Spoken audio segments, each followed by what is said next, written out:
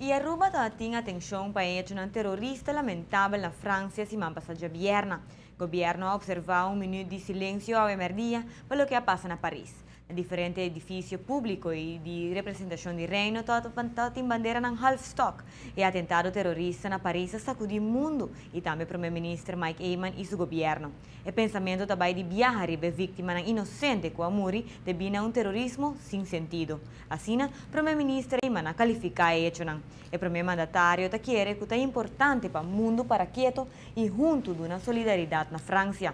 No momento de conhecer o hecho, o primeiro-ministro toma contato com o cônsul honorário de França na Aruba para expressar o sentido de pésame para o que passa e também solidariedade.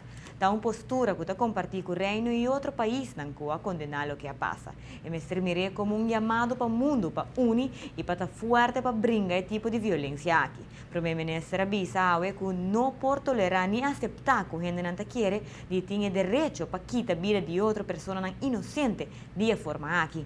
É importante para toda a gente estar solidário de mandar a mensagem aqui como país, seja grande ou chiquito. A mensagem para esse que está esse tipo de ação aqui realizar que nós temos direito de vida, livre de violência. Princípio não bota guia mundo e me ser valorar isso aqui.